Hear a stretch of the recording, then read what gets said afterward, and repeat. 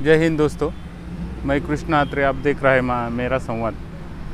दोस्तों, मैं आज आपने एक नया वीडियो लेकर आपके साथ आपके पास आया हूँ, आपके लिए लाया हूँ कि ये जो आप वृक्ष देख रहे हो वृक्ष, वो बहुत रेयर वृक्ष है। इसकी महती मैं आपको बताने वाला हूँ। आप शायद उस महती को देखकर चौंक जाएंगे और सोचेंगे कि ऐसा कहीं होता है क्या, लेकिन दोस्तों है, ये बात सही है। तो इस वृक्ष के बारे में मैं आपसे बात करने वाला हूँ।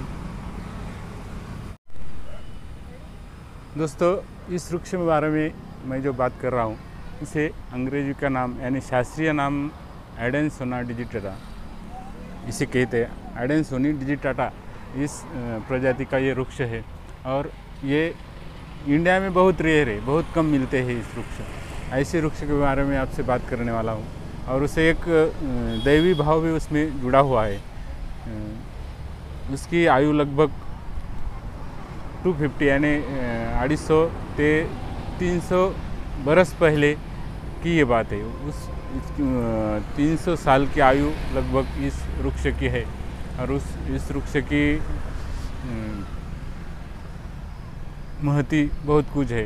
आपको शायद पता होगा, जब आप कभी शिरडी में आएंगे, शिरडी सिंगनापुर जाएंगे, शिरडी से सिंगनापुर जाएंगे तो 2-4 किलोमीटर आगे राहता के नज़दीक इस वृक्ष हाईवे के नज़दीक ही है और उसमें छोटा सा एक पार्क भी बनाया है।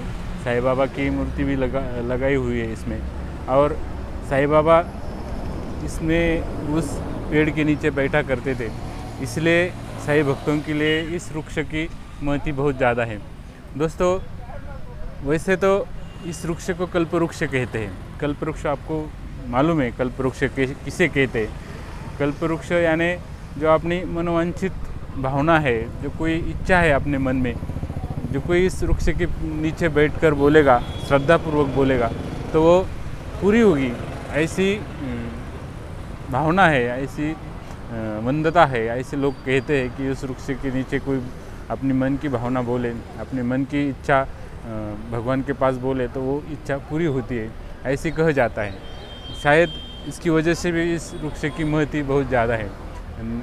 साईं बाबा की पावन भूमि के नज़दीक है और साईं बाबा जब हयात थे तो इस वृक्ष के नीचे आते थे, उस वृक्ष के नीचे बैठते थे। इसकी वजह से भी इस वृक्ष की महती बहुत ज़्यादा है। दोस्तों, शिरडी के नज़दीक होने के कारण बहुत से बाहर के भाविक यानी महाराष्ट्र के बाहर शिरडी, दिल्ली, गुजरात, साउथ साइड के जो राज्य है उसमें से बहुत भाविक आते हैं और पूरे श्रद्धापूर्वक इस वृक्ष की पूजा अर्चा करते हैं, दर्शन करते हैं और अपनी मनोकामना पूर्ण करने हेतु उसके नीचे बैठते हैं। आप देखिए दोस्तों, कितना बड़ा ये वृक्ष है, उसका बुंदा देखिए कितना बड़ा है, बहुत बड़ा है। आपको इसके बुंदे को देखकर उसकी आयु की कल्पना आई होगी। लगभग 300 साल पुराना ये वृक्ष है। आप देखेंगे तो बहुत हरा भरा है, पूरा साल ऐसा ही रहता है। कोई उसकी वृक्ष बहुत कम गिरते हैं।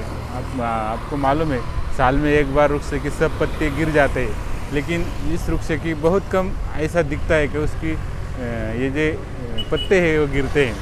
तो वो हर साल ऐसा ही हरा भरा रहता है। दोस्तों, इसकी वजह से भी उसकी महती इस भाग में, हमारे भाग में बहुत ज़्यादा है। साईं भक्तों के लिए भी ये तो ज़्यादा ही भावपूर्ण यानी श्रद्धापूर्वक उस वृक्ष को पूजते हैं। देखिए कितना अच्छा है ये वृक्ष और इसका बुंदा चारी बाजू में आपको दिखा रहा हूँ मैं, तो आप उसकी कल्पना कर सकते हैं उस बुंदे को कितना बड़ा होने के बाद उसकी आयु आपको कल्पना आई होगी। तो दोस्तों, ये शिरडी के नज़दीक है। जब भी आप शिरडी आओगे या शिरडी से दर्शन करने के बाद सिंगनापुर जाओगे तो 3 किलोमीटर लगभग आगे सिंगनापुर की तरफ से तो ये वृक्ष दिखता है। आपको कंपाउंड है उसमें और लोग आते हैं दर्शन के लिए।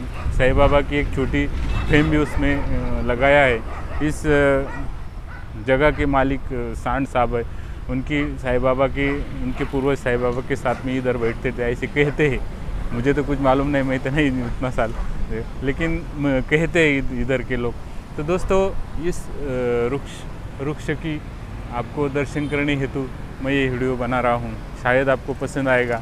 मैं ये आशा करता हूँ कि आप जब भी कभी शिरडी में आएंगे तो इस कल्प वृक्ष के दर्शन के लिए या कल्प वृक्ष के नीचे बैठकर अपनी इच्छा कामनाएं पूरा करने हेतु इस वृक्ष के नीचे बैठने के दर्शन के लिए आओगे, ऐसी मैं आशा करता हूँ।